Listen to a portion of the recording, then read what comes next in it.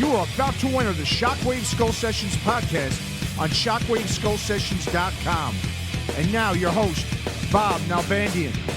Greetings, ladies and gents, and welcome to another episode of the Shockwave Skull Sessions podcast. We hope each and every one of you and your families are safe and sound as we all continue to push forward through these dog days of quarantine. And like most, we're just trying to make the best of this crazy situation and find as much enjoyment as possible during it. And what better way to do so than to have some crack with a couple of Irish headbangers? And I'm not talking about the street drug. I'm talking about some fun and enjoyable conversations. And we did so on this episode with a couple of metal enthusiasts that hail from the land of saints and scholars, as we bring to you episode number 55. And on this episode, we've got a return guest, Richie Waddell, also known as Irish Richie from the Focus on Metal podcast, who was also on a Skull Sessions episode, number 11, that was from last spring. And if you haven't had a chance to check that out yet, please do so. I highly suggest it. It also features Mark Striegel from Talking Metal. That's a great episode on the current state of metal podcasting.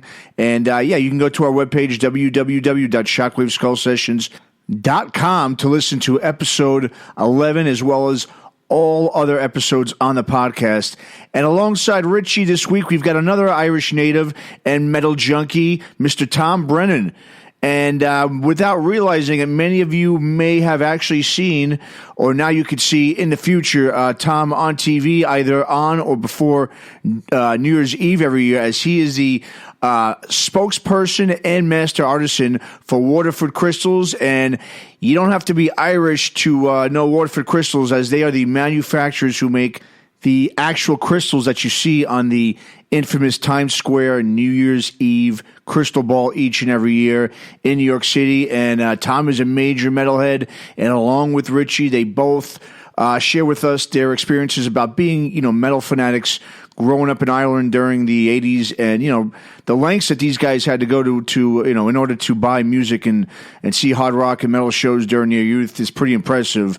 And so this is really, personally, I loved doing this episode along with Bob, and I'm certain you guys will really dig this one as well. So let's get to it. Episode number 55, Metal and Me Lucky Charms, featuring Irish Richie Waddell from the Focus on Metal podcast and Tom Brennan. We got I always say we got a very special podcast, but this is a very special podcast. And this podcast was supposed to be done a couple of weeks ago, and it was supposed to come out around St. Patrick's Day, and for good reason. We've got the Irish team.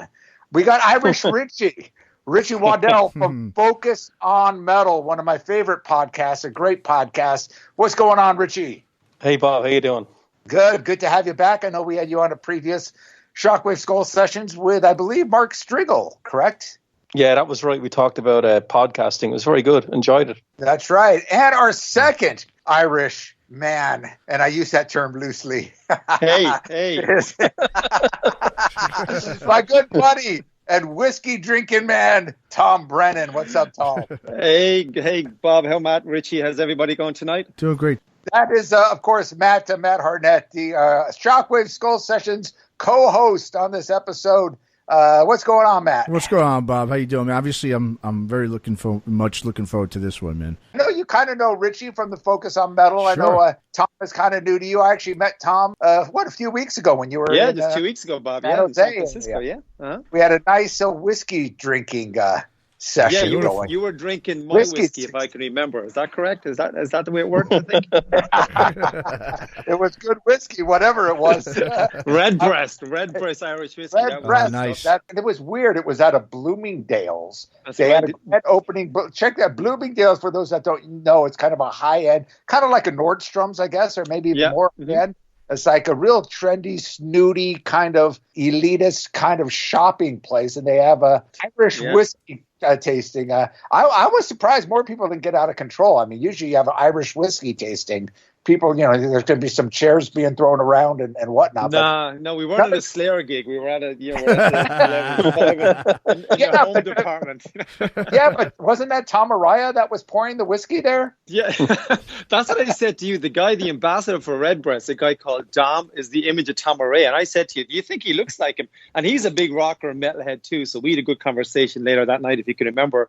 But yeah, he's a spit of Tom for sure. Slayer could go back out and just put Tom up front. Nobody know the difference, we kept in touch, and he was actually going to come out to the screening. Of course, that got canceled because Don's an Oakland boy. He's a local guy. Yep. In the Bay Area. So, well, cool. Without further ado, man, let's just start rolling. There's really no agenda, just like any of the Skullsessions podcasts. But, we're going to talk about the early days of metal. Of course, both Richie and Tom. Well, why don't you say Richie and Tom again so people could distinguish you Irish fellas? All right. I'm Richie. And I'm Tom. Okay, you guys hear the difference there? I know it's you probably not don't. Much, You think not we much said difference. exactly the same. Jesus, Richie, let's just hang up now and leave it. Okay, just forget about it. Yeah. We'll have to have a thing in the background. This is Richie talking. This is Tom. Here, Bob, you need subtitles, yeah? Well, anyway, you guys both grew up in Waterford, Ireland, right? Just close to Dublin. Hence, you worked for Waterford Crystals. But both of you, I guess, grew up together, grew up high school, all that kind of shit? Yeah. Richie, you take it. Well, my dad worked in Waterford Crystal for 32 years. I never worked there. Tommy did before. But I've known Tommy since he was about 16. My dad worked with his dad. And I moved to Dublin when I was about 21. And Tommy kept living in Waterford, but we were into the metal scene very early. He was into the metal a little bit before me.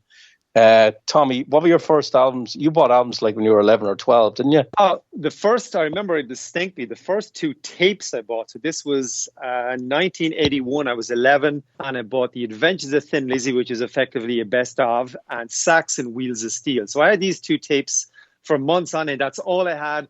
And I remember Bob was telling you this, that I was in my buddy's kitchen back in Ireland back in 1980, 81 or whatever. And he was playing Thin Lizzy Black Rose album. And if I can remember, the song was Do Anything You Want to Do. And I was walking past kind of the living room kitchen area, and I stopped and goes, what is that? The music just caught me. And he said, it's a band called Thin Lizzy. And I was going, well, who the hell are they? And I mean, even though they were like gods in Ireland, I was only like 10 or 11, so only getting into music, not really aware of the music scene effectively. And that was my introduction to metal, going, wow, this is something I want to know more about. And then that led to my two tapes, which I think I still have somewhere in the attic or something, of the Thin Lizzy and Saxon. So that was my introduction into the whole world of metal and rock and everything else that came after that. Was that cassette or 8-track? I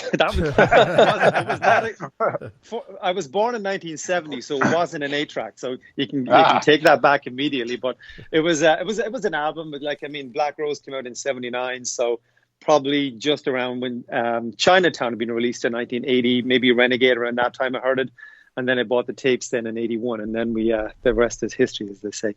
Hey man, I had my 1977 Mustang. Up through the 80s, I had an 8-track deck in there, and I was cranking 8-track tapes all the time. So, well, you're an old folk, Bob, so that would explain everything, right? Yes, I am definitely the old man here on this podcast. So, Richie, that of course was Tom that told us his little Thin Lizzy and Saxon story. What about you, Richie? When I got into metal, my dad loved Status Quo. Then I had a cousin of mine had Thin Lizzy and U2 and that kind of stuff. And I started getting into the heavier stuff. And then in the mid-'80s, that was when Bon Jovi started being played on the radio and Europe. And I knew this guy who worked in the videos. And he used to play music in there. And he introduced me to Rat and Tesla and TNT and Iron Maiden. And what I didn't realize at the time was that he was a friend of Tommy's. And they had there was a gang of those guys. I didn't go to school with Tommy, you see. Mm-hmm. He went to a different school. So there was a gang of them that were all into metal. And I used to start him to tape stuff. So he'd go to Tommy's house and he'd tape stuff. He'd tape an album, and then he might put a couple of extra tracks to fill up a 45-minute, and he'd put Y&T on it. So I get into Y&T, and then I got into Wasp, and it just grew from there. But I think the album that definitely had a big impact on me was Life After Death, Iron Maiden. Had a massive impact on me. I got into Maiden, then I got into the American hard rock. But Tommy was definitely into metal way before I was. I think what happened, Richie, was that like I'm a year older than you, or 18 months older, whatever. So right now it doesn't make a difference, but then it was. And what I had access to, my introduction obviously was Lizzie and Sax, and then discovered Maiden and AC/DC, because they were kind of the staples. So I knew kind of 3 or 4 bands, and that was it. So there was no social media, obviously. At that stage, I wasn't buying Kerrang. This is like 1982, 83, I guess. And then a buddy of mine, we call him CJ. Richie knows who we're talking about. CJ, who again had an older brother. So whilst I was listening to the staples, I got connected with this guy, and he had April Wine and Billy Squire and Girl and Marseille, Magnum. I just write some of known, Rush, Tigers, Diamond Head, Gillan the band, more shit like that. Angel Witch, whatever. Nice. All the great new wave of British heavy metal. Yeah, exactly. Yeah, and Tokyo Blade and that type of thing. So, so that kind of brought, which kind of brought Richie on, is I had a window into not just my buddy, but he again had an older brother. So he was getting shit imported from the UK and Europe that I was too young to do. First of all, I had no money, and I didn't know how to write my name, let alone send off a postal order for a CD. So we had access to music, even like to a broad spectrum of music, even before I started buying Kerrang. So we were, knowledgeable, inverted commas, from a very early age, because we had access to older guys that were in the group. And even outside of that, there was some of the music that I didn't really like. I remember a guy called Pat Kennedy. You remember him, Richie? A guy called Pat Kennedy? Mm-hmm. Yeah. And he was into Tangerine Dream and King Crimson and Jet the Prague guy, yeah. Yeah. So Mike Goldfield. You always had a Prague guy on the scene. Always. There was all like Jethro Tull and Tangerine Dream or whatever. But what that did again, it even broadened my spectrum even wider again, because it was brought into stuff that wasn't metal and heavy rock, but I still could appreciate what was going on. So I got in there, even though I don't play an instrument, I can't play for shit, but I got a really early appreciation of musicianship, even at that young age, as to what was a good bass player versus who wasn't. You could tell the difference in Clive Burr versus Phil Rudd. Phil Rudd is a phenomenal, drummer, but he's like, 4/4/2 type guy. So you could understand the technique of music because you were exposed so much to a wider audience, even at a young age. And that was really opened the door for me, for sure. Right on. Hey, I was wondering, because you mentioned a lot of bands, American bands, particularly from California, Rat, YNT, Wasp. Was that easy access in Ireland, or were they available on import? No. Were they imports? Bob, you have to remember, the town me and Tommy are from, there's only like 60,000 people in it. Mm-hmm. There's like 5 million people in the whole country. And we're an island. So to get that stuff was difficult. There was definitely a lot of metalheads in Waterford when we grew up. But what you tended to find was when a new album came out, the record stores would get like 10 copies. And you'd have to fucking run in to get there first before they were all gone. Everyone knew they were coming out. But once they were gone, they were gone. And you're talking about like pre-internet, so it's mail order and you're dealing with all that shit. So they weren't on the radio, they weren't on TV, and the stuff sometimes it was hard to get. Were you getting like the BBC Friday Rock Show or Top of the Pops or Old Grey Whistle Test in Ireland, or no? We got the Old Grey Whistle Test. We got that. Top of the Pops is kind of, that was pretty crappy. That was pop music, and the odd time you'd have. Although they did have Motorhead. Maiden, yeah, Motorhead were on it. Like, and then you had all like the Bon Jovis and Europe's or whatever. But Top of the Pops wasn't the live recordings. I remember Maiden had a lot of hassle with. I think it was Smallwood had a lot of problems with the producers because it made them were a live band and whatever. But that was kind of crappy. But and Richie was saying that we had access to, like, we because we were hungry. We wanted information. You couldn't get it. You had to go looking for it. Because I can remember on 2 separate occasions when Rat and Vision of Your Privacy came out, and I think it was Made in Peace of Mind. I know they're different years, but word got out that, hey, the new Rat album's in town. You went, fuck! So you just had to get into town in this one or little 2 record shops to pick it up, because you got in there. And then what happened was we got known by the shop assistants. They'd put a copy aside for you, and you'd bust in the door, and she's, I got one here for you, Tom, you're covered, and she'd give it to you, and you'd be, the usual story, you'd be walking home and you'd be like open, looking at the liner notes and feeling the cover and whatever, so, but they're early memories of the hunger for the knowledge. And again, this is before Kerrang, because we talk about that, but we had no access to anything except really what we were told and snippets of information on the radio or the TV or whatever, because Waterford is about 2 hours south of Dublin, small town. Oh, wow, southeast. that far. Yeah, and so even if a band was coming to Ireland, they kind of went into Dublin and fucked off, and that was it. So you didn't have a chance to see them, So we were hungry metalheads, but we had to kind of almost scavenge for information to find out what was happening. Again, before Kerrang magazine, when Kerrang came on board, that opened a whole world of information to us. That was our social media. Yeah, I mean, Right speaking of the, just getting continuing with the geographical aspect of everything, like you said, you came from Waterford. Obviously, that's Southern Ireland, where I've just observed personally over the years. My ancestry is from Cork, right next to you guys there. Right. But I know, and I know, other than really, just from my knowledge, other than for instance, Rory Gallagher, most of the prominent musicians, rock musicians, hard rock musicians, edgier, types of musicians from Ireland, a lot of them, really most of them that became successful outside of the country were mostly from Belfast and Northern Ireland, right? Correct? Mm-hmm. I mean, it was very few. I mean, just from, like I said, my observation, was really Belfast, was that more of the prominent hard rock, metal area in Northern Ireland? I mean, obviously, and was that also due to a lot of the political unrest and all the turmoil that was going on in there? Do you think that was a lot of? Just to get your guys' opinion on when you grew up, like how it was, when it came to that. I think.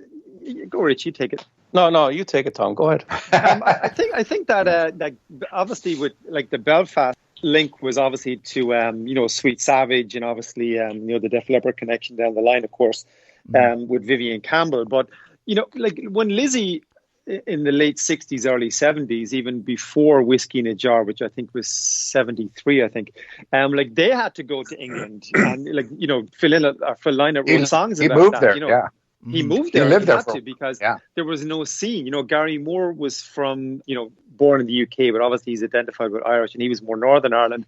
And of course, Rory Gallagher was born up in the northwest in Donegal, and then he was actually, his kind of origins again, and his livelihood began in Cork. He moved at the same place as you, Matt, your family. Mm-hmm. So, but there wasn't really like Mama's Boys and stuff like that came out a little bit later on in the kind of the early mid 80s. But there wasn't really a heavy rock scene in Ireland. There was a couple of smaller bands made a bit of a splash in Europe, but did nothing in the US at all, like nothing at all. But Belfast did have a hub of a scene, but we weren't really. I only kind of found out about that later in the day, not whilst it was happening. Because again, you're talking about that knowledge, information that we didn't have. Mm-hmm. You didn't read local newspapers, and like the political unrest and that shit really didn't play a part. To be honest, I don't think that had any impact. Yeah. But there are a lot of songs. I mean, obviously you two did a lot of songs, but even Thin Lizzy with Gary Moore out in the fields and different stuff. So obviously a lot of the bands were writing about it. It was, in the early 80s, it was a big thing. I remember. Yeah. And it became more of a punk rock, I think, kind of area, right? You had Stiff Little Fingers and Undertones and all those kind of bands. Right? Undertones, absolutely correct. Yep. Okay. Yep. And then later on in the 90s, you had Therapy and some of those bands too. Therapy, yeah. I think, Bob, that the country wasn't big enough to really have a scene. There was only two towns really that you could really play in, and Dublin was one and Belfast was the other. Like, you couldn't tour Ireland. It just wasn't big enough to do it. Mm-hmm. As far as live shows, did you see many bands in Ireland, or just like the local Irish bands, or did you have to go to England to see like the big, international rock bands? I'd say both. It was Tommy, both, wasn't it, Rich? Yeah, I think you started going. I think one of the first gigs I went to was Donington in '87. I think you went before me though to a couple of Doningtons. I did. I mean, like, just two angles here. Number one, we saw a lot of bands European, when they played European tours, they often started in Ireland. So they would, because it's an island, you have to remember it was an additional cost. So if somebody went to the UK, they had to, get the ferry over, put all the gear on and whatnot, and roadies and shit, and then go back over and then commence the European tour. So often they started in Ireland because geographically you started there and kept on going. or else they didn't come to Ireland at all, because not that the fans weren't there, it was just an additional cost and hassle. Yeah, and they didn't do it. But yeah, no, we saw a lot of bands for sure in Ireland. I mean, I'm looking at some of my, like Skid Row 91, I've got them all here, Extreme 91, Slayer, early days, Europe 89. So there was a lot of bands. Obviously, when you say Skid Row, which Skid Row? Yeah, which one? Yeah. Oh no, Gary Moore Skid Row. Oh no. See again, Bob. I'm not young enough for. You got to look at the age. Not the Gary Moore Skid Row. Unfortunately, I didn't see that. But the Donington one is an interesting, because the Donington Festival now is became Download and whatever the fuck they call it, but. Donington back in the up to about the mid 90s was like the mecca of venues. And you said, Richie, you came in 87, but I went to the 86 one. So I was 15 when I went to that. So again, I had to travel to the UK to see that one. And that was Ozzy, Scorps, Def Leppard, Motorhead, and Warlock. I remember, I remember like looking at that. That was incredible. And then Richie, when we went to was Bon Jovi, Dio, Metallica, Anthrax, Wasp, Cinderella. And Cinderella. Yeah. And then I went to three more. I went to 88. 88 was the best one. I remember there was 107,000 people at that one. I wrote it down. I'm not that good to remember this shit, but Maiden, Kiss, David Lee Roth, Megadeth, Guns N' Roses, and Halloween. And that was unbelievable. And then there was a couple of years I stopped going, because the venue, the lineup wasn't as good. Came back in 91, AC/DC, Metallica, Motley, Queensryche, and Black Crowes played. And then 96 was the last year I went. Again, I'm at this stage of getting into my kind of late 20s. Bands were starting to come to Ireland, so I didn't have to travel as much. And that was Kiss, Ozzy, Sepultura. And I remember that was one of the gigs they played without Max Cavalera, because his stepson had died, I think. And Max actually didn't perform. They performed as a three-piece. I was going, shit. I mean, I wanted to see Max Cavalera. What happened to Max? I think his stepson or something, he died or got ill or something. He got killed, yes. Yeah, and that was that time. And then Max flew back, I think, to Brazil or whatever. And then they played as a three-piece. And there was Dog Eat Dog, Paradise Lost, and Fear Factory. So that was the five Doningtons. So we were able to, even though we didn't get a fill of a lot of bands coming to Ireland, that was my big annual event, to travel to the UK, go with a couple of guys and drink beer and watch heavy rock in the sun. It was, I'll never forget it. One of the best days of my life going over there. Incredible. Yeah, I just got one thing to add to that. The one thing you have to remember, Bob, was for us to get from Waterford to Donington, you had to get a bus, which was 100 miles. Then you had to get a ferry, which was a few hours. Then you had to get on a bus to go to Donington. Like, if you were to fly to England, it was probably, at the time, it was very, very expensive. There was none of the low-cost airlines that you have now. So it was a major hassle to even get there. You were going there at 15, huh? Did your parents allow you to, or were you there with other friends or older friends? No, I think what it was is that we just loved the music so much. It was such a passion, and I was like, "Please, Dad, please, Mama, I'll be careful. I won't drink, whatever." You were begging and doing anything to do it, and somehow they, looking back on it, I've got a 15-year-old girl, 18-year-old son right now. Not a hope in hell would I leave my 15-year-old travel to another country, to stand in the field with 70,000 metalheads. Not a chance. But I think we were good kids. We were never in trouble, and we just loved and adored the music. And I think our parents could see the passion, and I think we just bugged the shit out of them. They said, "Oh, fuck it, just go, just be safe, be careful." And we didn't even have cell phones back then, so there wasn't even a contact. So you're right, Bob. Looking back, I was going, "How the hell did my mom and dad allow me to do that?" I don't know. And by the way, listeners, these guys weren't good people. They were the ones that were throwing the piss bottles. The Irish guys started the whole piss bottle thing at Donington, right? Is that story known over here? Of course, Irish. Yeah, of course it is. Yeah, but that's a true story. Bad news. Yeah. When you went over there, that's what happened. You stood in the field with all of these people, and then the bottle throwing would happen at any given time for no reason apparently. And then everybody just throws, and they piss in the bottle and throw it on the stage. It was a buddy of mine got hit by a cooked chicken. He was he just got this big chicken hit him in the face, and so he just threw that back out. So it was just crazy shit. So yeah, those scenes that you see, we were there doing that and in that. It was incredible. Yeah. They were 1 liter plastic bottles, so people know they weren't like small glass bottles. They were like No, they were plastic, but like you brought in your water or your beer, and then like some guy would be standing right next to you, and he'd just take his dick out, piss in the bottle, and just throw it at somebody, and that's you were going, that's just what happened. I'm not even exaggerating. That's exactly what happened. Yeah. Tommy, tell him the story about my man going over and falling asleep at the end of Halloween with all the drink he'd had. Remember that one? Yeah. Go on, tell him that one. I do, yeah. There was one particular guy that, we used to, the local record store would, hire this small little mini bus van thingy with maybe 10, 15 the little metalheads on it. And one guy started drinking in Waterford as we were leaving. And as Richie said, we had probably 10 or 12 hours to get there with the bus and the ferry and the wait times, whatever. So he started drinking then. So he got to Donington hammered, totally smashed. So he saw Halloween or the opening song or whatever, like Michael Kiske saying, "Welcome everybody" or whatever. And then he woke up for the encore of Iron Maiden. So he missed the entire show.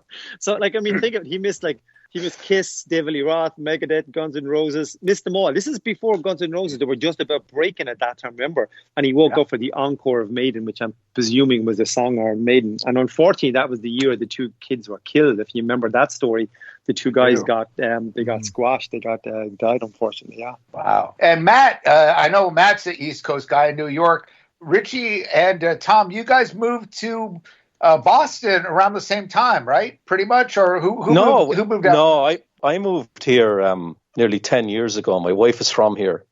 And this is Richie talking, right? Yeah, this is Richie. So, like the thing is, I moved away from Waterford when I was in my early 20s, and Tommy lived there for a lot longer than I did. And I met my wife in Dublin. She was from here, and then I moved here about 9 years ago. And then about 5 years ago, Tommy says, there's a chance I'm going to be moving to New Jersey. And I'm like, no shit. And then it went from a chance to actually happening. Yeah. So I think Tommy moved here, I think like 5 years ago, but none of this was planned. That was 6.5 years ago. I'll be here. No way. 6 years. Apologies. 6 years in 6.5 years. I correct myself. In June of this year, 6.5 years. So that story you're telling is 7 years old. It was about a year before we started planning it, and I moved to Jersey 6.5 years ago. And Richie and I then, obviously we're buddies from back then, and then we talk all the time and catch a couple of gigs when we can. Even Bob, you're right that this podcast initially was supposed to take place 2 weeks ago because Richie was going to come down for the Lynch Mob gig, and they're doing the Wicked Sensation tour, and obviously that didn't happen for obvious reasons. Right. So, did you guys ever get a chance to see, when you were living back in Ireland, the iconic Celtic rock band, the Pioneers' Horselips at all? Because I mean, I didn't. You didn't. I'll tell you a good. I know Eamon Carr, the drummer. Okay, the drummer. Yeah. Sure. He used to write for the Irish Times, and when I moved to Dublin, I had a friend of mine who knew Eamon. So I used to talk to Eamon, and Eamon would give me free tickets to gigs in the Olympia, because he'd work for the press, so he'd say, "Look, I've got free tickets. I'm not going to bother my arse going." So like he gave me tickets to see Fish, and there was a couple of other acts that I'd go, and the bands would be on at midnight. Like Fish played at midnight one night in the Olympia. Everyone in there was fucking hammered. And because that's the other thing about living in Ireland.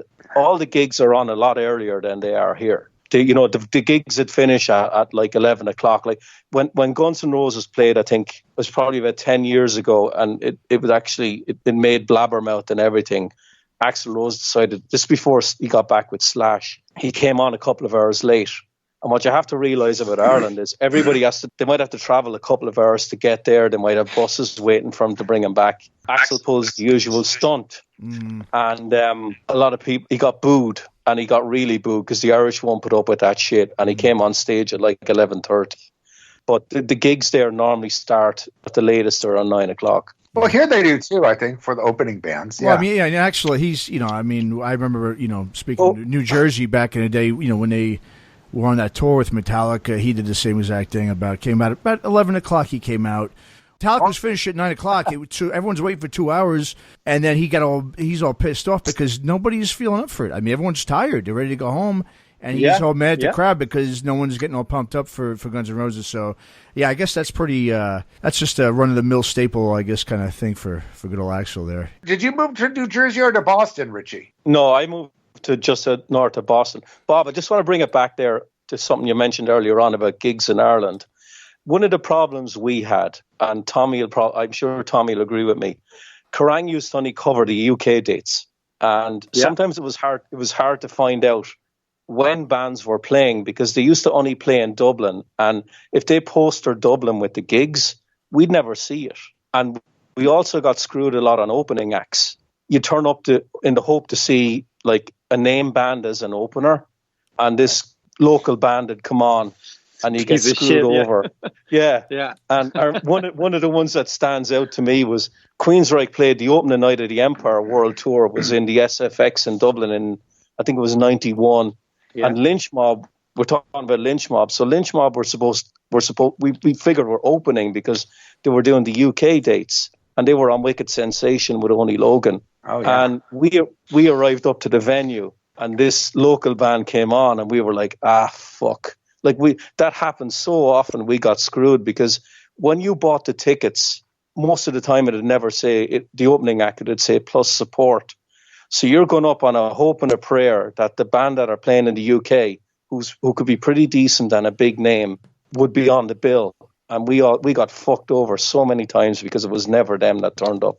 Yeah, right. But we had to, Bob, you mentioned about traveling to the UK. I mean, if there's a band that we really wanted to see and we were, we had the money and got permission from our parents and all of the above or whatever, we did it. Like we went to see Rush many times. And I think were you at the one, Richie? We went to see Whitesnake and Gary Moore, Y&T. Were you at that one in Birmingham? No, I didn't go to that. And one of the best gigs, and I traveled for this one, was Diamond Head.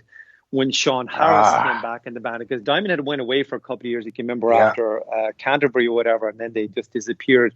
And then they came back, I think in 1990, something like that. But I saw them on that tour with Sean Harris and Tatler, and they played in Nottingham Rock City, which I know is a pretty famous venue. And that was incredible. And I still have the T-shirt from the gig, and that was I was 21 at that stage. So that was one of the things that you had to do in order to see it. Like you came up with the money somehow, you took a day off work, you got permission to do it, whatever it was, and you made it happen. And I think I've got most of the concerts, the stubs from the tickets or whatever.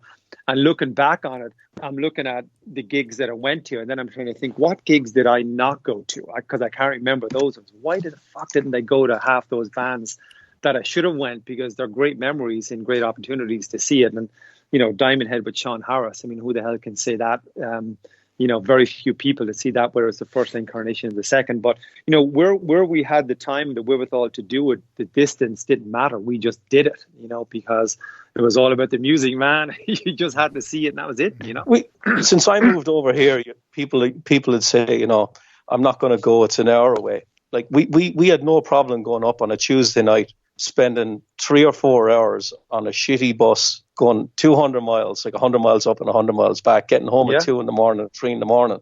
Because to us, this was the only chance we were going to get to see these bands. These bands didn't come around every year. Mm-hmm. Like an example to me would be like Iron Maiden. Iron Maiden never played in Ireland until No Prayer for the Dying. So you had 10 years where they were one of the biggest metal bands in the world.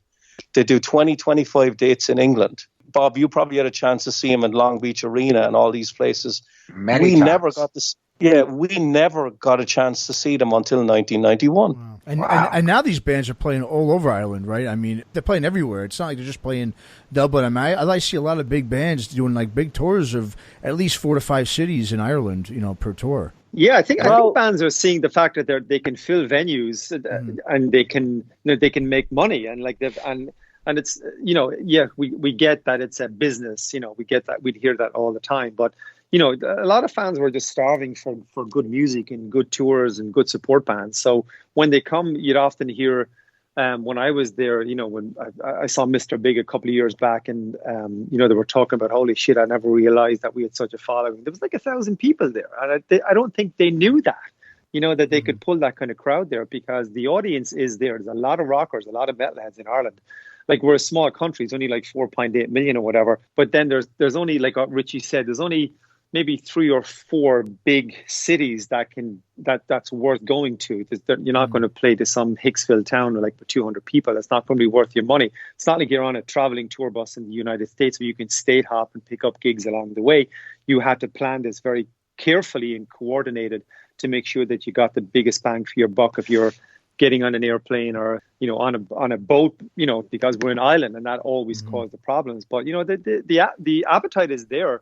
I don't subscribe to rock is dead at all. I think that's bullshit. It's just gone a little bit underground, but it's the media jumps in and out of rock and metal music. That's all it is. It never goes away.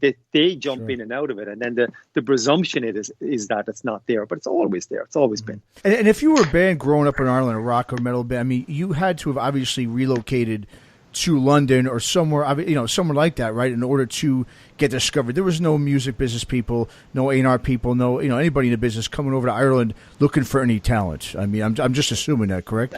They'd look for you, but then they'd tell you, right, you got to move. You got to go over here. Was there a local metal scene there? Did you have metal clubs and bars England, London obviously had the Marquee and the Rainbow and all these other. Did you have that in Ireland and at least Belfast or Dublin? Bob, I'm not sure about Belfast. I know in Dublin there was a couple of bars, but there was one store in Dublin called the Sound Cellar, and it sold vinyl and CDs, and a lot of it was catered for us as metalheads, and it's actually still there, and I'm amazed it's still there. But it was one of these places where you had your HMVs and your Tower Records, and they knew nothing about metal, and you'd walk into this place, and no word of a lie, every time you'd walk in there'd be something like Creator playing over the speakers. Yeah, and it was this little dingy cellar place. It was tiny, but the fucking guys that ran it, they knew everything.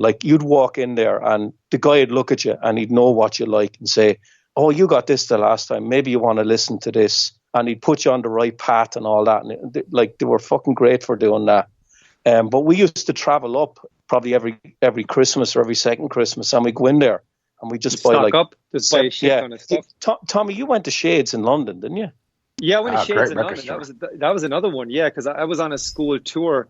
We were a day in London and a day in Paris or something on a school tour, which from Ireland it's obviously easy to get to.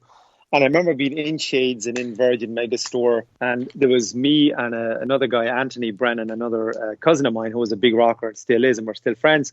And we actually ended up holding up the entire bus because we were rummaging through the bins in Shades. And I remember walking out with Deep Purple and Rock and Tokyo Tapes and Heavy Petting, there's a mix, and all that kind of crap, and just grabbing shit as you're walking out the door, because remember, our local record store, you'd have to mail order it, so it wasn't in front of you. So you walked into this the metal section in Shades or in Dublin or Tower Records, and then you were looking at stuff that you knew existed but you had never seen before. So your eyes were just falling out of your head, and you were walking out of the store with bags of records, vinyl at the time, this before CDs. You couldn't get enough of it. You were just, and then you'd go back down on the train if you were on a day trip, and you'd have it all spread out on the tables in the train, and you were, reading all the notes, and you were just couldn't wait to get home. So, as I said, we had an incredible appetite when we were this young. But and one thing I know you're going to touch on, Bob, too, is that when Crying was out a couple of years before, in 1981 or whatever. So we started buying Crying, and certainly in my case, maybe 83, 84, it was 13, 14. Right. That was the opening. That was the floodgates of information, the Sunset Strip and what was going on in the States and tours and interviews with, whoever that we didn't have. We didn't have access to except the odd little piece of information, because this is no internet. I mean, it's not that long ago, but there was no internet, no social media. There was no rock mag that I knew of. And then Crying landed on my doorstep, and then it was boom. What is going on out here? And I was able to view the metal scene around the world through Crying. And Richie, you know that, and you can talk about this, Richie, that you did a 6 or 7 episodes on Crying and spoke to all of the guys there. So Crying was the Bible for us. Whatever Crying said, we believed. That was as simple as that. Well, it was the same for me. I mean, in LA, Orange County, that was my Bible. When the first issue, I remember that first issue of Crying came out, I obviously was aware. And I had albums from, Motorhead, Ace of Spades, and Saxon, Wheels of Steel, the debut Maiden record, and a few other bands. But most of the new wave of British heavy metal I discovered through Kerrang, the Neat Records bands, the Armed and Ready section and all that. So that became our Bible as well for everything, European metal. And even, the ironic thing about Kerrang is they were the first to do a lot of the American bands like Twisted Sister or Motley Crue or The Rods or Anvil from Canada. First time you would hear about, obviously I knew Motley Crue they were in LA, but all those bands were getting press in Kerrang and the British magazines before any of the American magazines. Wow. And Metallica, of course. But Kerrang used to give covers to I remember Dan Reed Network and I'm trying to think of some of the bands, but they'd give covers to somebody that you had never heard of. So an unknown band would land on the cover of a rock magazine. He was going, who the hell are these guys? But they believed in that so much. Like Kerrang launched bands. They were that powerful. Totally. Well, like Dan Reed Network. Well, I think he's from Seattle area. Or he's from Oregon, or where's he from? Somewhere in the Seattle area, Portland. Yeah. And nobody knew of him here. In Europe, they opened up for the Rolling Stones and they opened up for Prince. And, everyone in Europe was talking about Dan Reed Network. And I'm like, where are they from? They're like, dude, they're from America. How do I not know about them? So obviously I got to know about them. I mean, there are still bands like Danko Jones and a few other bands that are much more popular, obviously, in Europe. But, Ireland, I always thought, Thin Lizzy and Rory Gallagher. And of course, Gary Moore, you listen to early Taste and early Rory Gallagher. I mean, I got into him when the Top Priority record came out. I mean, I knew of him, but I remember that was getting the song Follow Me and Fill Me was actually on the radio. It was like the guitar solo in Follow Me, one of my favorite guitar solos. Love his solos on that. Just Hit Town. Such a great heavy album. And I backtracked, but hearing Gary Moore and Rory Gallagher and some of these guitar players from Ireland, they had such a unique sound, and they would do blues, but it wasn't like the Southern blues guys. It wasn't, it was an Irish blues. It was like Irish folk meets blues. I mean, the Celtic influences to it. Yeah, total Celtic. Yeah, influence. definitely, exactly. So Bob, on that point, that episode, and I urge anybody who's listening to this to backtrack and listen to the interview you did with Bob Daisley about a year ago, whatever. And because he was speaking about the Gary Moore tribute album, We Want More, and he spoke about the sound of the Irish guitar player, that it wasn't all like Irish music, like traditional music, but it had that something that was so unique, so identifiable as Irish, but it was still rock guitar player. I mean, Matt, on your point, there wasn't a whole lot of, a huge amount of, rock bands that came from Ireland. Like you could go all day long about the UK, but if you were to just mention three, Lizzy, Gallagher, and Gary Moore, Monsters. I think that's enough, right? Exactly. Monsters. I mean, just those three right there are just behemoths even in the scene. I mean, you look at the influences that everybody and anybody talks about Gary Moore and Rory Gallagher and Phil Lynott today. I mean, they're almost cool to mention those guys. Oh, my influences are Gary Moore and Rory Gallagher. Those guys were so talented. And I was always a Lizzy fan, as Richie was, always a Gary Moore fan. But believe it or not, I only discovered, when I say discovered, I heard him a lot of time, was Rory Gallagher's catalogue in the last couple of years. And I'm just kind of thinking, how did I Irishman not know more about you should be shot. I know it should be. Bob, you have to. Let's talk about the radio for a minute, because we're mentioning Gary Moore, and we're mentioning Tin Lizzy and Rory Gallagher. When we were growing up on the radio, it was U2. It was U2 and it was Simple Minds. And we knew of Tin Lizzy. They didn't play really Rory Gallagher. That's right. And they didn't really play rock music. So we had to find these things out by this guy holding an album up in front of us and saying, oh, you're into this, now you have to listen to this guy. That's how we found out about all these bands. Yeah, I mean, well, same here, right, Bob? I mean, Bob could test this. I mean, in terms of Thin Lizzy, Gary Moore, and Rory Gallagher, I mean, there are not a lot of people here. I mean, myself, Thin Lizzy here was all Boys Are Back in Town, and that's it. Maybe Jailbreak, and that's it. Maybe that's it. I mean, Rory Gallagher, Gary Moore, nothing. So it's like, unless you were really a diehard, metal fan or hard rock fan, you weren't not going to discover this stuff at all. So it's it's very interesting, because it's in the States here, played very little on the radio, very, very, very minimal. Oh, I was just going to say, you mentioned that Bob Daisley interview. See, I told you, Matt. I told you we had a few listeners for the Skull Sessions. That just proves that he listened to the show. There you go. But, I was laughing with Bob, and he said, I saw Gary Moore play on the Wild Frontier tour, and this obviously was when he was huge all over Europe, playing huge arenas and stadiums. He played at a tiny club called Jezebel's in Anaheim, maybe, fit 300 people. And here I'm seeing, Bob Daisley and, with Gary Moore and Eric Singer and Neil Carter. And I think it was a Neil Carter interview. Actually, it was a Neil Carter interview that I did. And he thought it was a joke when they gave him the tour dates of these clubs. And he's like, what? You're joking, right? Because he just joined, Gary Moore, and he knew Gary Moore was just huge. They're playing all these huge venues all over the world, and then they come to America and they're saying these 300-seat clubs, and he's like calling the promoter or calling the agent, this is a joke, right? This is a joke. But it wasn't a joke. That's, Gary Moore, not too many people knew. I guess after Still Got the Blues is when people started really getting to know him. But all those earlier records, they got, like the smaller metal stations, KNAC, they would play, some of the songs, from his solo records, but not much. But I know that Gary Moore, and if I can recall back in the interview, that Bob Daisley was talking to Gary and he was saying, look, this is going to be, the making of you. And then Gary said, I'm not too sure. And he was kind of on the fence about taking like the heavy rock, put it to the side and then going on the blues rock kind of, direction. And that ended up selling like 3 million copies or something. So he went from, going through a transition period to a completely different style of music and becoming bigger than ever. I'm sure it's an incredible story. But you talk about that, Bob. But if you even take a band today like Alter Bridge in the States, I saw them a couple of years back.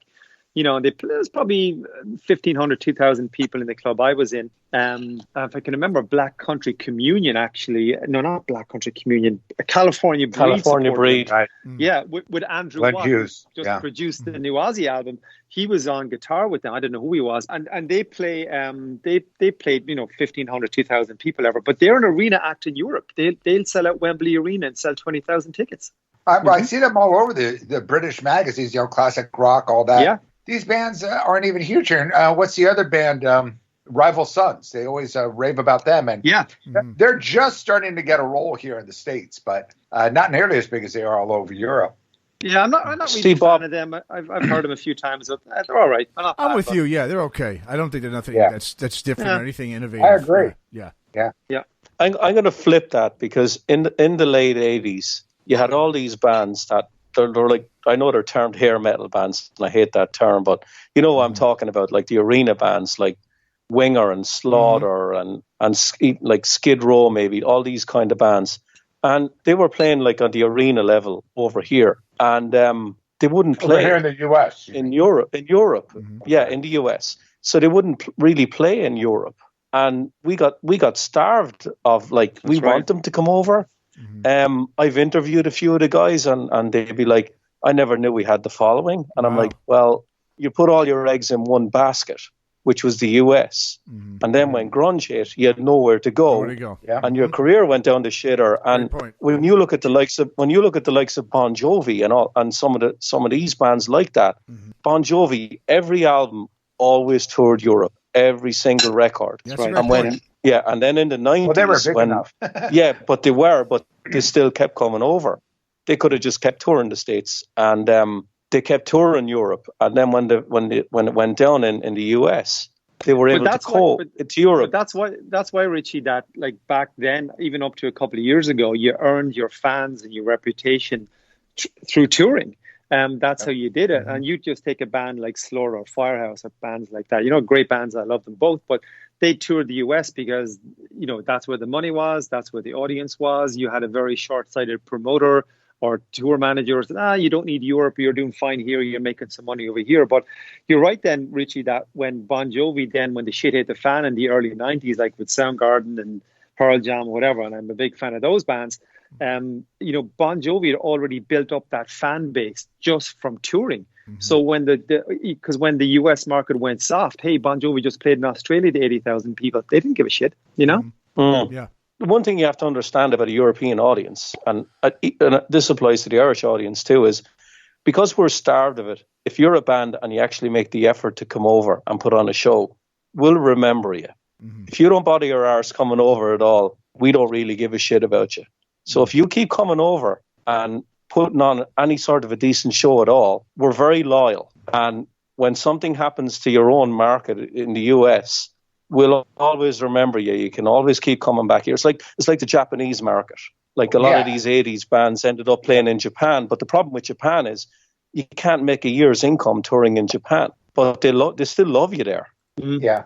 Well, you look at bands like Mr. Big, and I mean, they were a savior to Mr. Big, Dawkins. A lot of the 80s, so-called hair metal bands, they were selling huge amounts in Japan, and they were playing Budokan in Japan. I mean, they were playing big arenas. And, that lasted for about a good 10 or so years throughout the whole 90s and into the early 2000s. And, I mean, even still to this day, Mr. Big and bands like that are huge out there in Japan. I mean, mega huge. The one thing that I never really understood is that when I can only speak personally, I know Richie's the same. So we started out, on our timeline. So we got introduced to metal in the early 90s, and then we, backtracked to, Bobby spoke about Rainbow and, Long of Rock and Roll and Rising and shit. So we ended up discovering that a couple of years later, and in the early 80s.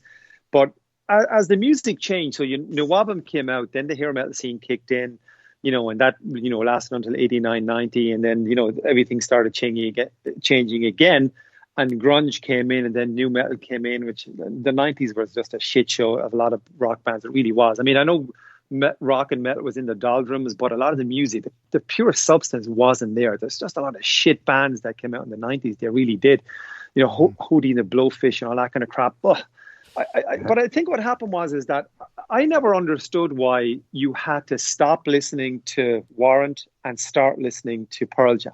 I just listened to both. I just kept on, when Dog Eat Dog came out by Warrant, I said, wow, that's a great album. Okay, they changed out. They started wearing black leathers and whatever, trying to be cool and be the cool kids again. But I love Warrant, and then I went in to our little record store and bought the new Warrant album, and then picked up Pearl Jam with it. I didn't stop buying one genre and then pick up another, so I never quite understood why it just went away, and then the new thing came in, and then grunge went away, and then new metal came in. I think it's all fashion. It was more of a fashion. That's what it was. It was totally fashion. It was media driven, and it was the point where this is cool, and if you listen to this hair metal, that's uncool. Oh, that's, and that was where the whole political correctness thing came in. And, all the 80s bands that we're talking about, let's face it, the lyrics were getting pretty fucking lame and pretty repetitive. Yeah, I agree. And the songs. So it became that. And it's like, oh, this is, this is uncool. This is so 80s, was a term. And you got to be hip with the 90s. And so it was really fashion driven. I mean, the whole fashion industry took to grunge. I remember when, the metal scene came out, wearing, whether it be leather and spikes to shows or just around town, or spandex or, leopard kind of stuff. That was not cool. That was not mainstream. That was only sold in certain shops in Hollywood Boulevard or Melrose. But when the grunge fashion hit, that was sold in Sears and Kmart and Macy's and exactly. The grunge look. I mean, it was so. And what I laugh about that, and I've said this in other podcasts talking about grunge, and I loved a lot. I loved the when Loud Love came out by Soundgarden, and still love Alice in Chains, and a lot of those bands I totally dig. But it was just such a joke because they were considered this underground. Oh, the grunge is so underground, and I'm thinking, dude, these bands are more corporate than Bon Jovi ever was, and they hated the money. They weren't about being this rock star. It's like, dude, these bands, and this was the 90s. They were getting bigger and better deals from the labels and stuff. They weren't getting screwed over as much as the bands from the 70s or 80s because, they got to understand the business. They had better attorneys, better labels. These bands were making more money. And then you have, the Tom Morellos of the world, talking about anti-corporate structure and how it's like, dude, you're the biggest example of that. Get off your high horse, and that's what really bugged me about it. But you're right, it was just considered uncool, and if anyone listened to that stuff, and it was a complete changeover. It wasn't like when punk came, there was still a media for rock and metal and prog and all that stuff, radio stations. it completely changed over with grunge. It was the pure rock stations or the stations that would play the 80s metal all turned over to 90s, whether it be alternative grunge, from Smashing Pumpkins to Chili Peppers to Change Addiction to all the Seattle bands. It was that whole changeover, and it was that exclusively, So yeah, that's Bob, was it the same? So this is something I don't know. So was it did a guy look like Bret Michaels one day and then he looked like Eddie Vedder the next? Like, was it a transition of people, or did a whole new scene of people come on and start buying grunge, and then the rock guys from the 80s just went away because we're not into rock anymore. We're too cool for this. We're yuppies or whatever. Or did people just stop buying Winger records and then walk out and buy Pearl Jam? No, it was a transition over at least 4 to 5 years. Remember, in the early in 1990, 91, metal was still huge. Of course, the thrash metal became big. I mean, Metallica was one of the biggest bands in the world. Yeah. You had, all the other bands, Pantera was coming out, all the real heavy bands, Anthrax, Megadeth, they were putting out their great, Rust in Peace. All those albums came out in the 90s. And a lot of the hair metal bands were still doing huge numbers, including on Guns N' Roses, for one. All those bands, newer bands were coming out, Love, Hate, and,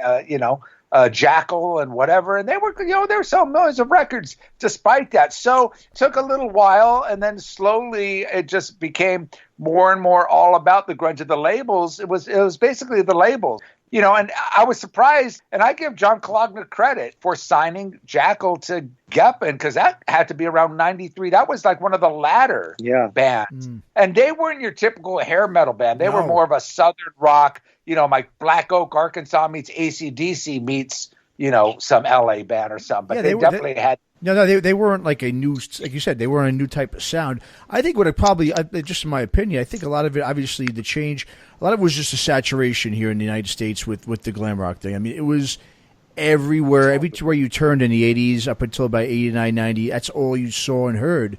Yeah. And then I think it was just, whether it was a generational kind of thing where it was just like, man, we're not feeling this, or this is just so like, I mean, people were just tired of seeing, I guess, guys dressing like that and the sounds just talking about chicks and just the same old stuff.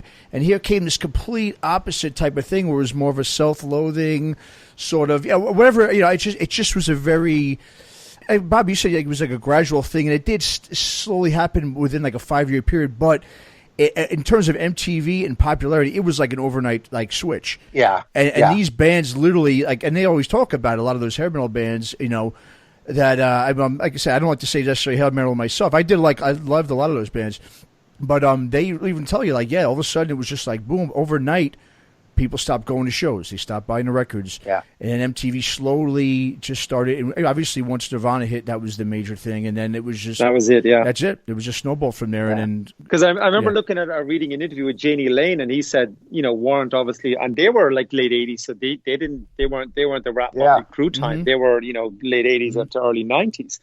And he was like sitting in the offices. I can't remember the record label it was signed to, but Columbia, Columbia, and like there was pictures of them all over the place. And then they went in a couple of months later, and there was pictures of Mudhoney and Nirvana, and they were listening. Who the fuck are these guys? Alice in Chains, I think. Yeah, and he knew the Alice in Chains, so he knew that there's something wrong here. This is not right. You know what I mean? So. It was really the labels that were at fault, and that were the total hypocrites about that. Because I lived in LA, I worked at the record industry in LA, I managed bands and so forth. The labels were the ones that were forcing these bands to write the power ballads. They were the ones telling the bands, you got to use this producer, you got to use this video director, the same video director that you have to have this pretty girl in there, you have to do that. Sure. It was the label, and I knew a lot of bands that were against that at the time. No, we don't want, then you're not on the label, or it's either this way or the highway. And then when grunge hit, all the labels were like, oh, the grunge music was so refreshing. They're the real deal. They do what they want to do. And I'm thinking, you motherfuckers, you are the ones telling these bands what to do. And now they're totally denying that, saying, these bands are the real deal. And all the hair bands, the power ballads, all that, that's over with. It's like, and even the British bands, you look at Saxon, Raven, Diamond Head, all those new wave of British heavy metal bands that were getting deals. I mean, even some of the thrash bands. Look at Celtic Frost. they went through their hair metal phase, you know. I mean, so it was forced upon them by the label, by the American labels. Well, you know? just like even Testament did a ballad. Come on, sure. I was it just going to say, even the thrash bands, right? After Metallica did that, everyone was doing it. Everyone did it, right? You said Testament. I mean, you go through all those older thrash bands; they all slow down their sound and try to, I guess, quote unquote, try to grunge it themselves. Obviously, a lot of it Exodus, Testament, all of them did it. I mean, it was just Well, I don't think Exodus ever did. No, they did. They didn't necessarily slow it that much down. But if you look at, I forget the name of the album, but they even said that at one album, they said that was more influenced by the label. Like that was something they were kind of like not so much forced to do, Force Habit. That's it. Yes, that album exactly. Yeah. But they always used to have those T-shirts. 4 albums out and still no ballad. I remember. But the thing about the ballads, I mean, obviously Metallica, Testament, those were darker ballads than Flight of the Angels by Slaughter or This Is Love by Whitesnake. It wasn't those syrupy, sappy ballads. But still, you're right. Where everyone was doing it was a cookie cutter thing. And then you had these bands like Danger and Trickster and Firehouse, and it's like doing the same old fucking shit. It's like, come on. Yeah. But then again, you could say the same thing for grunge, right? Because then grunge came along. The movie Singles came out. It became Hollywood. And then you had that other second wave with, the candle boxes and all that stuff trying to become that. Papa Roach and shit like that. Yeah. Well, even the British bands like Bush and all these others were kind of doing that. Yep, exactly. Yeah. Here, Bob, I bring up something about the image thing with the grunge. There's a couple of bands that stand out for me in the 90s, and they just, when you look at the inlay cards to the CDs, it's like, okay, we got to grunge up. And Freak of Nature, remember Mike Tramp's band? Yeah, I do. And Jerry, my buddy Jerry Best was in bass. So if you look at videos of them, they were completely the flannels, completely. And then you look at Firehouse, the third record I think that they did. They cut their hair and they wore the flannel shirts. And Euthanasia by Megadeth was another one. If you look at the inlay card Motley CD, Crue too. Motley Crue did it. Kiss did it. Kiss did it. But remember who started the flannels before grunge was Trickster. Trickster, that's right. That video with the flannels. Give it to me good. It just became this trend with the flannels and the Doc Martens, which was funny is I remember seeing Soundgarden when they first played, when they did the Foundations Forum. They played at the old Cat House. It was called a different club on different nights. And they played and maybe 50 people were in the audience. And I remember seeing a few of these hair metal bands that were in the audience just go, this shit is horrible. This sucks. And then, of course, 6 months later, they're dressing just like that, trying to play just like that. And it's, that's what it became. Yeah. So, Bob, the other thing I want to bring up is all that commercial stuff that was really successful in the US in the late 80s and early 90s before grunge, that was underground where we were from, because that did not get played on the radio at all, really. So I think that's why we stuck with all these bands. We weren't as fickle. What's funny with me, all my pen pals in Europe in the early 80s, I never liked the hair metal stuff. I mean, I did like, the first Motley Crue record, Piece of Your Action and Live Wire, like a couple songs off that. But I was into the new wave of British heavy metal, all the 70s metal, and all the newer, Riot, Fire Down Under, Anvil. And the LA bands I was into was Armored Saint, Warrior, Malice. Band I was working with, Eden, that were August Red before that. But bands that were a little bit heavier. I was going to say, all my pen pals in Europe that I were writing to, they all wanted the LA bands, the glamier bands, and unknown bands like Snow and stuff like that released vinyl, a 10-inch, independent record on their own, and some of these others. But they all wanted stuff from the LA bands that they couldn't get. And of course, I wanted all the new wave of British heavy metal bands. But that kind of got me into more of the LA scene, was the fact that these guys who I admired from England, who were all, became writers and journalists for a lot of the major rock and metal magazines in England and Germany and Holland, they were all after the LA glamier bands, Rat, the first Quiet Riot single, Slick Black Cadillac with Randy Rhoads and, all this other stuff. Bob, as well, a lot of the tours, a lot of the package tours, like even today in the United States, are pretty much the same genre. So you're basically going to see 5 or 6 bands of more or less the same type of music. In Europe, then and even today, you're going to get a thrash band, with a hair band, with a grunge band, a new metal band or whatever. So it's much more eclectic. So, Europeans, I think, are a lot less fickle. We just, if something that's good is good, it's not really, we don't follow trends. Like, that's going back to my earlier point. I bought Warrant on the same day that I bought Pearl Jam. I didn't give a shit. I didn't even cross my mind to not buy it because it's not cool anymore. I just said, well, I fucking like it, so I'm going to buy it. I don't care what you think. But a lot of the, like, that explained, you explained it to me earlier, that a lot of bands listening to or a lot of people listen to the trends, or, hey, what are you doing buying a Warrant album? That's not cool anymore. And they went, okay, I won't buy a Warrant album. Yeah. You mean the girl, the cashier didn't ask you that? The girl behind the counter? What is this? What? Oh, God, you're one of those 80s guys? I just said, just give me the Warrant album. I got to go. So that was our attitude, overall. If there's two types of music, good and bad, you like it, you don't like it, period. Yeah. It's all rock and roll, right? I mean, it's all rock and roll. I agree. It's like, here it's always, for some reason, right, Bob? I mean, it's just always been like that. It's like once something comes in and it's in, and you said once, like I said, a great example was with the hair metal and with the grunge, scene was just. If you said you liked Warrant and Alice in Chains, it's like you almost couldn't say that. You had to lie and be like, I mean, I'll be honest with you, straight with myself. I remember buying Lynch Mob's, Wicked Sensation, and I actually hid it from my brother. He had no idea I bought it. I would hide it in like my little drawer and stuff. And then one day he found it. He's like, "Oh, you hiding it?" And he knew exactly what it was. It's because I didn't want to be made fun of, because they're making fun of me because I was listening to Warrant and Lynch Mob and stuff. And the rest of the guys on my block were just like, you pussy, look at listening to that cheesy shit.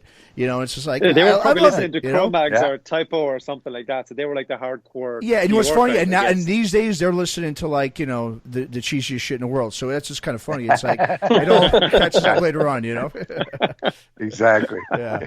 Yeah, it's like, can I ask you a question about when Roth left Van Halen and Hagar joined? Did you guys know anyone over here that said you cannot listen to Van Halen anymore because Hagar's in the band? I didn't. Did you get that at all? I didn't get that. I didn't. I mean, there were obviously people took sides. Yeah. A lot of people didn't like it. I particularly didn't care for the Hagar Van Halen.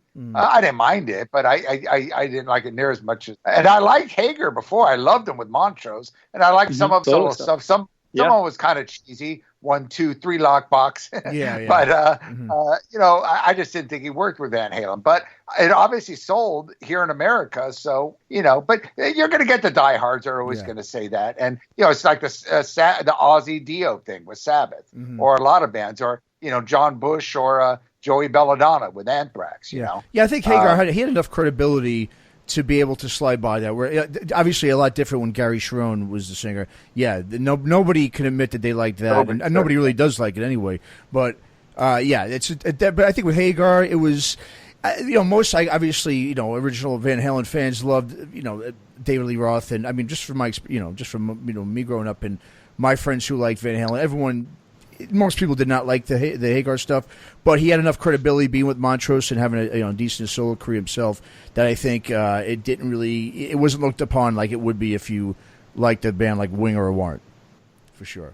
But I think if you take Van Halen with Gary Cherone, so they released Van Halen 3, so that's nothing to do with Gary Cherone. That album is just a piece of shit. So sure, yeah, you can't. Exactly. I agree. It's just a bad album. I totally agree. I feel sorry for him because he gets a lot, and I feel sorry for Blaze Bailey that's too. My point. He's the fall guy. Yes. Yeah, they're the fall guy. That's the problem with being a lead singer in a huge band. I mean, you can replace a drummer or a keyboard player or add another guitar player like Yannick Gears and make it a 3-piece, and people will talk about his stage presence, which is obvious, but no. But when it comes to the singer, they're going to love it or they're going to hate it. That's the hardest thing to replace. And not only that is when those bands joined. I mean, the thing about like someone, and we talked about this in Band vs. Brand with a Dio or even a John Bush or a Sammy Hagar. They've got such presence and such personality, and they're not just singers; they're songwriters.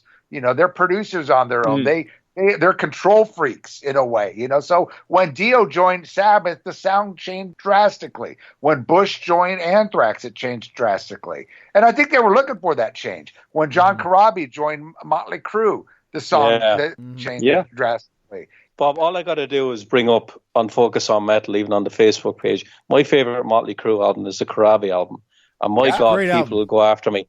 You can't. It's not Motley Crue. It's so polarizing, that record. You could go back to 73, 74, Rich, and even go back to Ian Gillan leaving, and then obviously Covered in Hughes coming in and putting out Burn, and then you have the Mac 3 versus Mac, or Mac 2 versus Mac 3 conversation that's still going on today. In 2020, for God's sake. I think the two are incredible. They changed the style, but and the same thing with Diano. When Iron Maiden came out, Killers came out, they're on a huge trajectory. We're talking about that, Bob. You saw the Killers tour. They were still a bit underground then at the time. They hadn't quite broken big to where it was going to be that much of a backlash. I mean, it was obviously to the underground fans, but it was obviously Dickinson took them over to the next level. So it wasn't, they were already a platinum selling band like a Van Halen, and then they get a new singer. So it was a little bit different there. And that's why I think Blaze Bayley got, because most people got into Iron Maiden when Dickinson was in the band anyway. A lot of people, us underground people were more into when Diana was in. But, seeing when Blaze Bayley came in, Iron Maiden were already selling millions of records and were already one of the biggest metal bands. And then you have Blaze. And the problem there, again, it was the albums. I mean, Steve Harris wanted Blaze to sing like Bruce, and he wasn't that kind of a singer. No. They still had those epical kind of songs, and that didn't really work for Blaze Bayley. No, there were a couple of good tracks on both of those albums, but overall, they just don't stand up in the catalogue of Maiden. I know Maiden have a couple of duds in there too, but overall, for me, they just don't hold up. They were terrible. The covers were awful. They lost their way completely.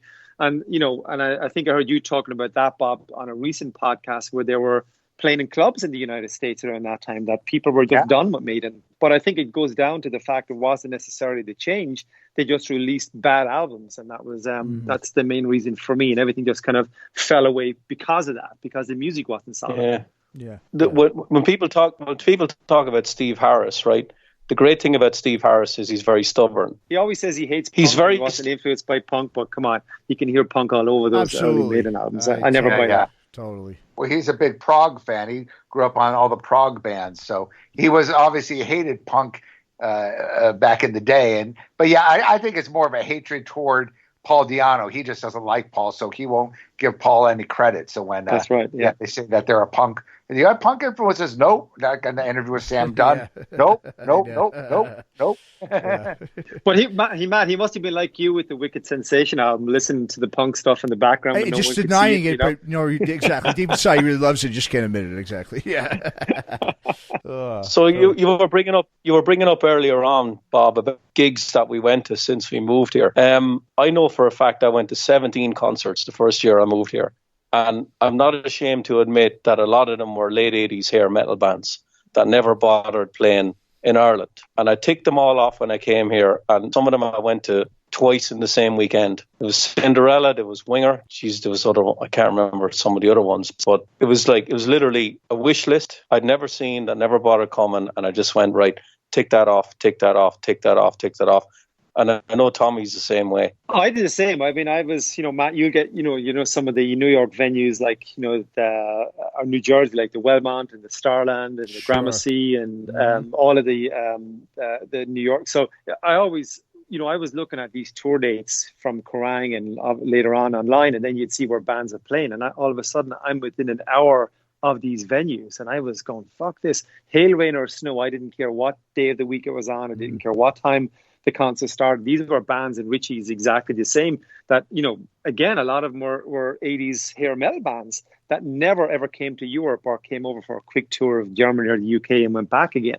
Mm-hmm. So we got it was like being 15 all over again, going to the UK to see these bands. We were like that when we came here. So, here I am now, 49, and still as eager and honest and loving the music as much as I did back in 1985. But we did the same thing that, that's how bands make their money now. We know nobody buys, records. They go to gigs, they buy the merch. And now those bands with this shit that's going on can't even make money from merch and gigs because we can't leave our houses. It's unbelievable. Exactly. I mean, I fear for what's going to happen to a lot of these bands in terms of that these guys have genuinely got no livelihood right now. I mean, let's not go down the whole rabbit hole of coronavirus shit because there's enough of that going on. But, from a music perspective, I kind of worry for a lot of those rock and metal bands out there. So we should all be, doing what you can and buying the shit online, whether it's a CD or an iTunes or something. Keep these guys going. Yeah, no, Tom, you make a great point too. Like you just said, there was these bands that you guys, we obviously maybe took it, just took it for granted here, seeing them because they tour here all the time. You guys never saw them back in the day. You moved here, you see them. I think right now it's sort of almost the opposite. It's kind of turned basically like I'm really excited these days because I'm once in a while I'll see these bands coming over from Europe that don't get to play here, but yet all the bands here, all the metal or hard rock bands here, I mean, if they're going to make it, they're going to Europe. I mean, bottom line. So it's sort of like an opposite these days, where the United States is not the place necessary to come and go to the kind of, I guess, get your sound out there. It's not, people don't buy, especially hard rock and metal. They don't buy music here anymore. No, I mean, but now it's relentless touring. Absolutely. It's like Richie, we spoke about that. Megadeth that come, you're going to go. Nah, I'll see them in 6 months' time. They'll be back. So it's relentless touring. So now it's coming to the point where you don't even, I'm not as eager as I was to see a band, or if I don't miss them, or if I miss them, I'm not going to be that disappointed because I know they're coming back around again because that's how they're making their money. So there is a sense of over touring. And like guys like me, I might have went to see Rat, Stripe, or whoever, fake Rat.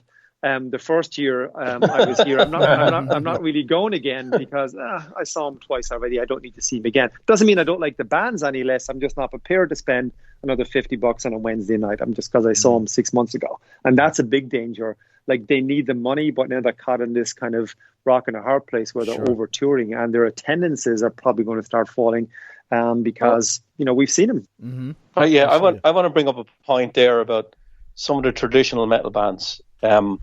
That are from the US, and I've said to a lot of them, it's you're really living in the wrong continent. You're bringing out this great music, and you know damn well that in order to tour, you're going to have to go to Europe to do it.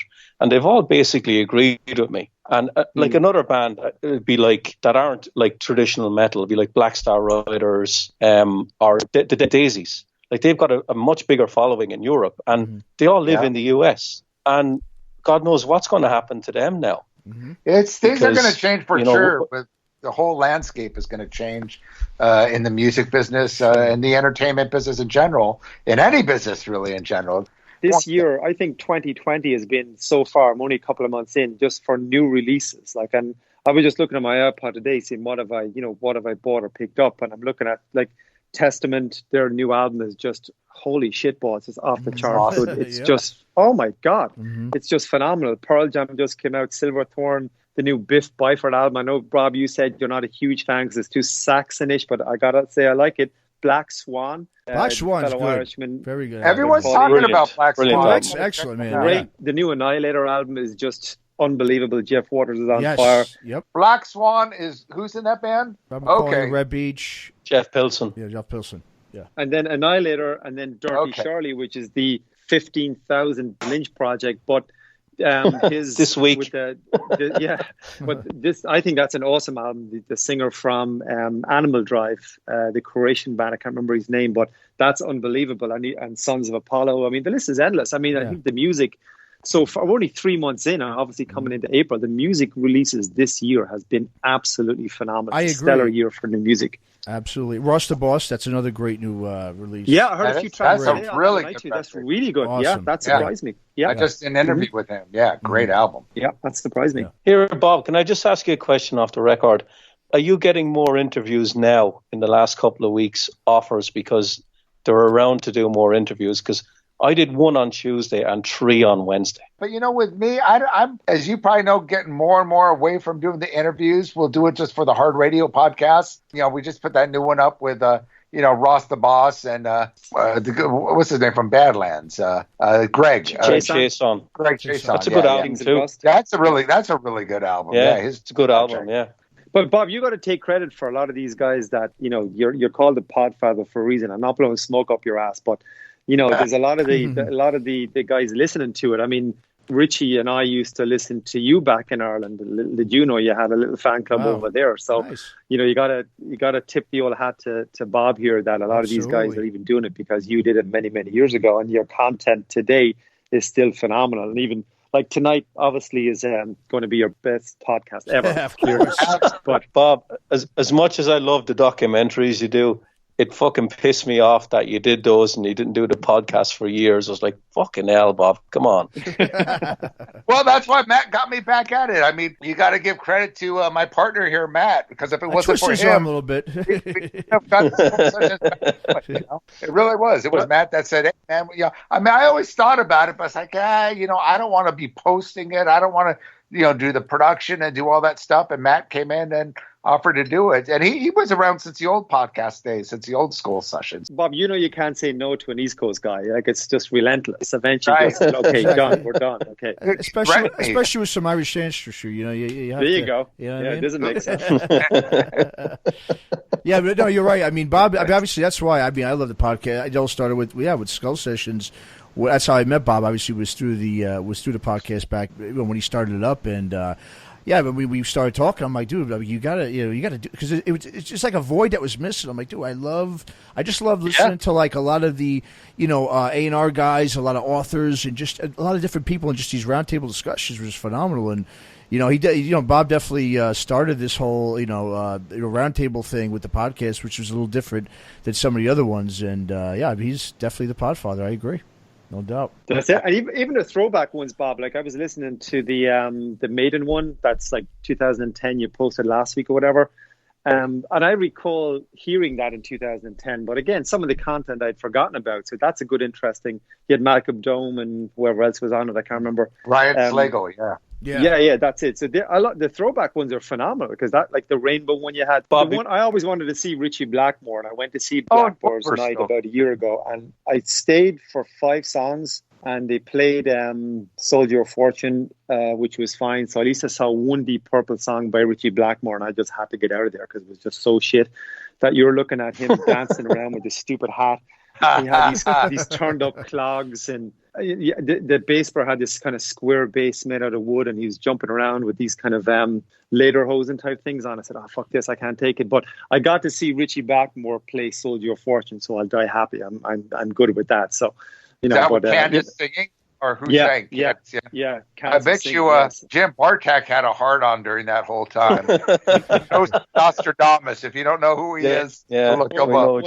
I know Jackal on the CMS has a hard on every single week because he does nothing but photographs of Richie Blackmore. The same guy. He goes under 3 names: Jackal, Nostrademon, or something. But his real name is Jim Bartek. He loves when I talk about him on these podcasts. Here, Bob. Before we wrap this up, I have to ask you. And you're on the subject of like Blackmore and Rainbow and all that. What's your take on Vandenberg coming back with Ronnie Romero as the singer?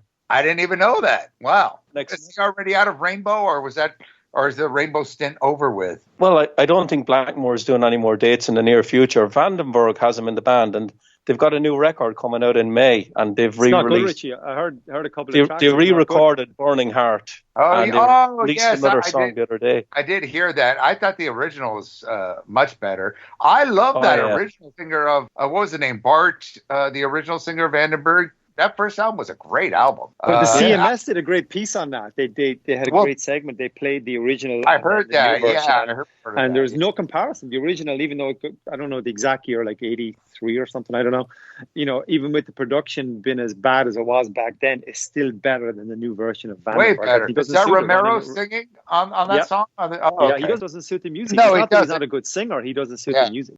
Richie, is the Moon Kings, is that not a thing then? I don't know, but I thought they were brilliant, and the singer he had in that band was phenomenal. Yeah, I'd say he's a strange cat, that Adrian Vandenberg. He got really into artwork, into painting, and he kind of said, I'm done with music, and this is my new career, and he put a lot into it. He had a publicist behind him, and then obviously now he's back doing music. So, but I always thought he was great. I mean, with Vandenberg and the stuff he did with Whitesnake, even though he didn't play on... Did he play on any of the albums? I don't think so. Just some. Restless Heart in '97. He just heard, but he never went back and did anything else with Coverdale, which I always thought he would, because they were always buddies, and and Coverdale obviously always goes after the star player, but he never went back at any stage to Whitesnake, which I always found a little bit odd. I love this playing, very tasty, very Michael Schenker-ish, for sure. So shall we end this thing here? Matt, are you falling asleep on us? No, not at all, man. I'm just... I heard some snoring in the background. Richie, he's trying to understand the accent. That's what it is. Oh, I'm used to the accent, don't worry. I'm trying to figure. You're used to that. I'm trying to figure out how you're going to join the dots in this to make it sound coherent. Yeah. Oh, well, we'll do our best. We'll do our best editing skills, right? Yes. All right, gentlemen. I know, Richie, you got Focus on Metal podcast. You want to throw up some... Yeah, it's focusonmetal.net. We're doing an episode a week. And the week we're recording this, we actually did an extra episode for all the people who are stuck at home. We've got some interviews that we never aired. So in the next couple of weeks, we're going to try and maybe do 2 episodes a week, if we can. I think there was an interview I did with Eric Martin last year all about the debut Mr. Big record. That's like 70 minutes long. So that's the extra episode. And I did 4 interviews this week. So, there's no shortage of audio. And we do 48 episodes a year, I think, at this stage. Yeah. That's more than you, Bob, right? Dude, with my Shockwaves Hard Radio podcast, we were doing that since when did we start that? I don't even remember. The early 2000s. And I think I've only got 90 episodes. So 90 episodes in 20 years or whatever it's been. You're okay. It's good. The Skullsessions is already catching up to that.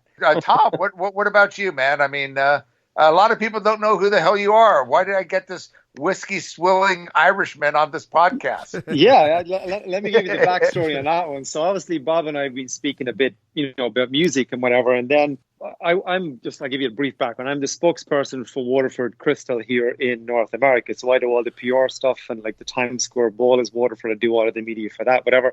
And I was in San Francisco a couple of weeks ago and I just posted on Facebook saying, hey, I'm in San Francisco, whatever, doing an event in Bloomingdale's. Come on by and say hello, whatever. Because, you do speeches and shit. And then Bob, you then sent me a message going, hey, we should grab a beer or whatever. Then I called you that afternoon. You had no idea I was an Irish guy. You just thought that I was a friend of Richie from the podcast or whatever. So you didn't know that.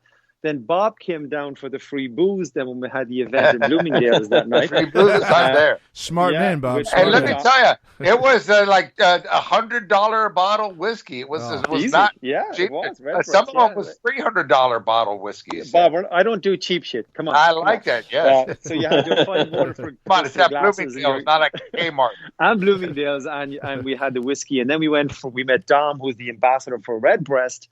And then we just caught up. I think we went to the Cheesecake Factory and we just had a couple of beers and a bite to eat. And then you had mentioned in passing, hey, you should do a podcast sometime. And I went, fuck, that would be awesome. And then if you can remember, Bob, we were walking back to the parking lot and I couldn't find my car. So Bob just said, fuck you, and drove off and left me there. So I said, okay, I got to deal with this on my own. And then you're on your own, Irishman. See you, buddy. And then I spoke to Richie the next day. And then, like I said, we're supposed to do it a few weeks ago, but, because of the shit going on, the Lynch Mob gig was cancelled. So we arranged for tonight. And it's been, a great couple of hours. I really enjoyed it. And it's great to meet you, Matt. An honor to talk to you, Bob, and Richie. I speak to you every day. So we're good. Likewise, Tom. Fuck you, Tommy. I know who you are. You know where I live. Come on. I do. All right, definitely check out the Focus on Metal podcast. Again, one of my favorite podcasts. I love those episodes you did when you interview all the Kerrang authors, and I even love more the producer episodes. In fact, speaking of producers, I just put up an episode of the Skullsessions today with Greg Renoff, who did the Van Halen Rising book. He just did a new book on Ted Templeman. And he co-authored with Ted Templeman. So I had him and Jimmy Dianza from Bullet Boys, obviously, who were produced by 3 of their albums were produced by Templeman. So that's good. It's kind of a producer podcast, although we don't have Ted on it. We talk all about him. So I'm about 30 minutes into that one, Bob. I picked it up today, so it's so far so good. It's really good content as always. It's interesting to bring up producers. Like we've interviewed a lot of producers. Keith Olsen was one of them, and he passed away a couple of weeks ago. So, once you get the producers on now, get the stories out of them now because all these guys are getting up there, Yeah. Absolutely. Sure. And what I always say is the producers always have the best stories because they were never as fucked up as the bands were in the studio. True. And they had their shit together and they'll tell you the real deal. Yeah, they're not biased. They'll tell you exactly. Straight shooters, Totally. Yeah. Yep. Absolutely. Yeah, well, great meeting you And that guys, got- man. Both Tom and Richie, man. Likewise, and, Matt. Yeah, very nice talking to you guys. Really appreciate you guys coming on. Yeah, no All problem. right, guys. Take care, gentlemen. All right, Bob. Talk soon. I'll Take talk care, to you. everybody. It's Take been care, a guys. pleasure. Talk to you. Thanks, All right, guys. Okay. Bye-bye. See you guys. Bye. Thank you for listening to the Shockwave Skull Sessions podcast. Subscribe and listen to all episodes by going to our pages on iTunes, Spreaker, YouTube, Spotify, and more. You can listen to all other episodes and access up-to-date information and news on the Shockwave Skull Sessions podcast by going to our website at www.shockwaveskullsessions.com. Email all comments, questions, and suggestions to shockwaveskullsessions@gmail.com.